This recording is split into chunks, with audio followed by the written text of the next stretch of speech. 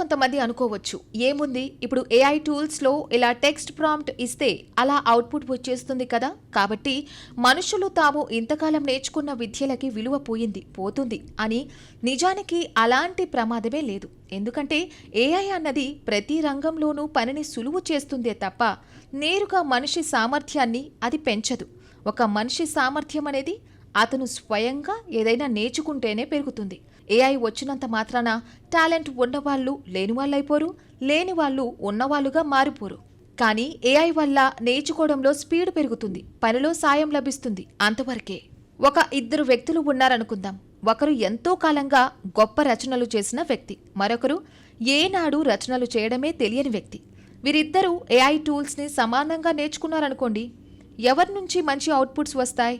ఖచ్చితంగా ముందు నుంచి రచనలు చేస్తున్న వ్యక్తి నుంచే మంచి అవుట్పుట్స్ వస్తాయి.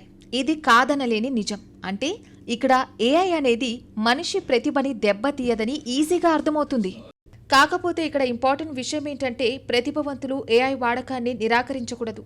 మాకు ఫలానా విషయంలో ప్రతిభ ఉంది కాబట్టి మేము ఏఐ గురించి తెలుసుకోం, మా పద్ధతిలో మేం వెళ్తాం అని అనకూడదు. నిజంగానే కొంతమంది ఇలాంటి భ్రమంలో ఉంటున్నారిప్పుడు. నేను ఆల్రెడీ గొప్ప రచయితని, నేను ఆల్రెడీ గొప్ప పెయింటర్ని లేదా గొప్ప ప్రోగ్రామర్ని, ఈ ఏఐ టూల్స్ నాకెందుకు? అవన్నీ ప్రతిభ లేని వాళ్ళ కోసం, విషయాలు తెలియని వాళ్ళ కోసం. ఏఐ నేనెందుకు నేర్చుకోవాలి? రచనలు రానివాళ్ళు, బొమ్మలు వేయడం రానివాళ్ళు, కోడ్ రాయడం రానివాళ్ళు మాత్రమే ఏఐ మీద ఆధారపడతారు అని అనుకుంటున్నారు. ఇది చాలా తప్పు.